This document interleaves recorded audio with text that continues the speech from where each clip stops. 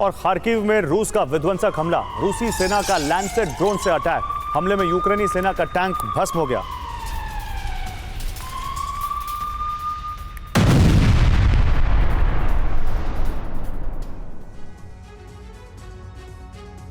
तो यूक्रेन ने एक बार फिर से रूस के अंदर विनाश की बहुत भयावह आग भड़का दी है। इस आग में रूस के एयरबेस और नेवल बेस जल रहे हैं। यूक्रेन ने सिर्फ 2 घंटे के अंदर 100 से ज्यादा ड्रोन दागे। यूक्रेन के सीरियल अटैक की वजह से मॉस्को के साथ साथ क्रीमिया भी जलने लगा। सवाल यही है कि रूस के अंदर यूक्रेन ने फिर से गुरिल्ला धावा क्यों बोला?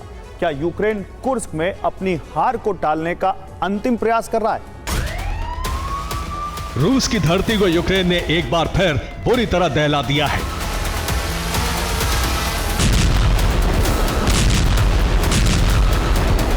यूक्रेन ने मॉस्को के साथ साथ क्रीमिया में भी जबरदस्त ब्लास्ट की।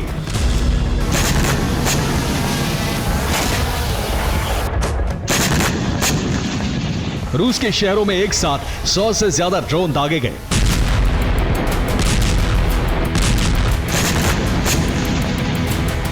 कई विस्फोट हुए और इसी के साथ रूस के अंदर विनाश की बड़ी आग भड़क गई।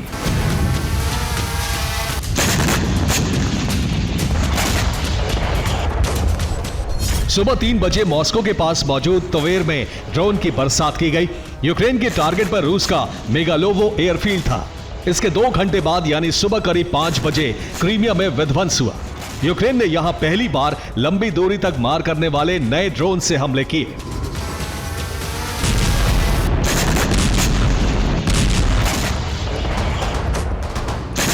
ज़ेलेंस्की की सेना कुर्स्क की जंग में बहुत कमजोर पड़ चुकी है। रूसी हमले के सामने यूक्रेन टिक नहीं पा रहा है। माना जा रहा है कि कुर्स्क में झटका लगने के बाद यूक्रेन अब रूस को दहलाने का अंतिम प्रयास कर रहा है।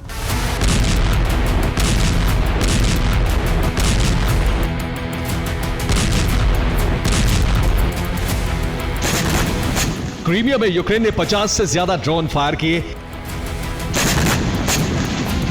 यूक्रेन के टारगेट पर रूसी सैन्य ठिकाने और एनर्जी सेक्टर थे।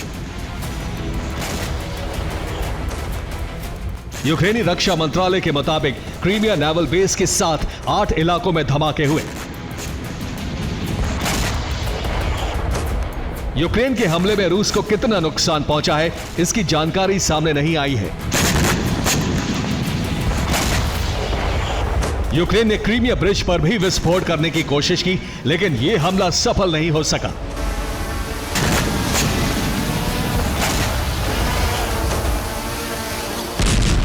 क्रीमिया में रूस ने 2 दिन पहले ही नए और घातक एयर डिफेंस सिस्टम की तैनाती की थी। अगर यह तैनाती नहीं हुई होती तो क्रीमिया में विनाश की बहुत भयानक आग लग सकती थी।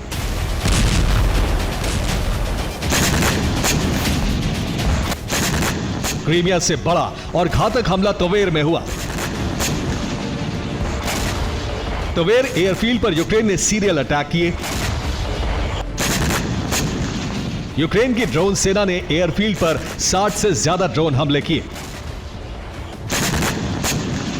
रूस की एयरबेस पर यूक्रेन ने इस तरह का सीरियल ड्रोन हमला पहली बार किया। एक साथ दर्जनों ड्रोन फायर किए गए। इसके बाद तवेर एयरफील्ड दहल गया।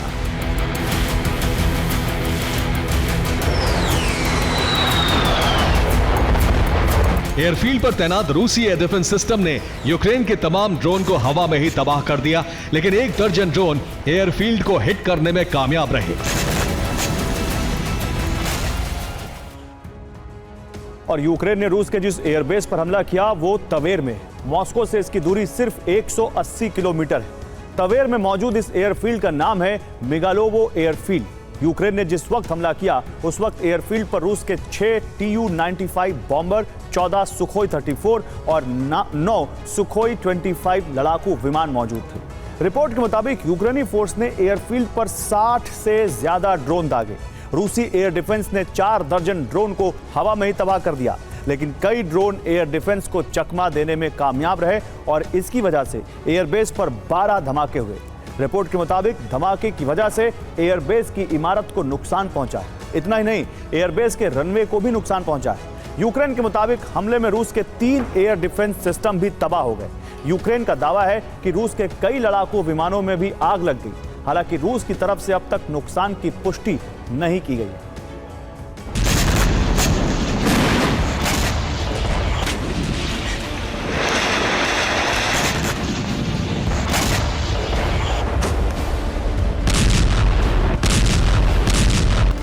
रक्षा विशेषज्ञों के मुताबिक ज़ेलेंस्की सेना को कुर्स्क समेत दूसरे सीमाई प्रांतों में हार का सामना करना पड़ रहा है।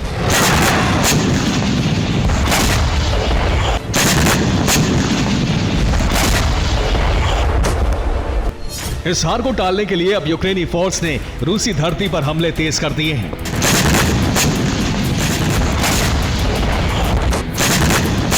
इसके अलावा पिछले 3 दिनों में रूस ने जिस तरह से यूक्रेन को दहलाया है,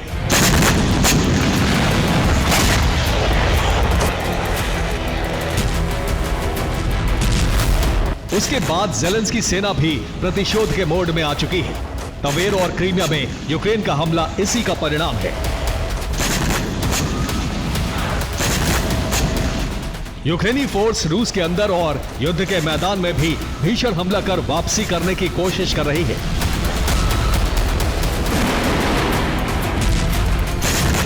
यूक्रेन ने रूस के कैलिनिनग्राद में भी विध्वंसक हमला किया।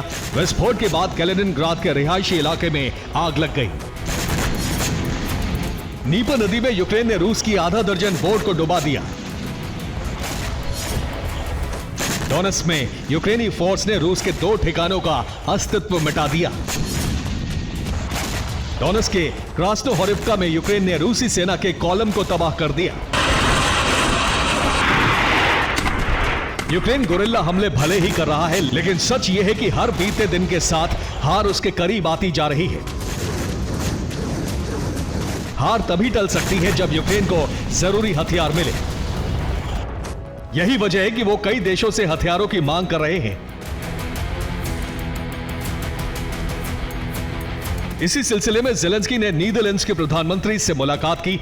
नीदरलैंड से एयर डिफेंस सिस्टम और हथियारों की मांग की गई। सर्बिया ने यूक्रेन को 36 MiG-29 लड़ाकू विमान देने का फैसला किया है, तो Romania patriot air defence system देने जा रहा है।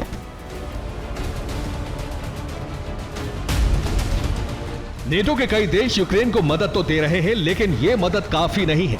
इस बात से आहत ज़ेलेंस्की ने कहा है कि रूस के अंदर हमला करने के लिए यूक्रेन को लंबी दूरी के हथियार नहीं मिल रहे हैं।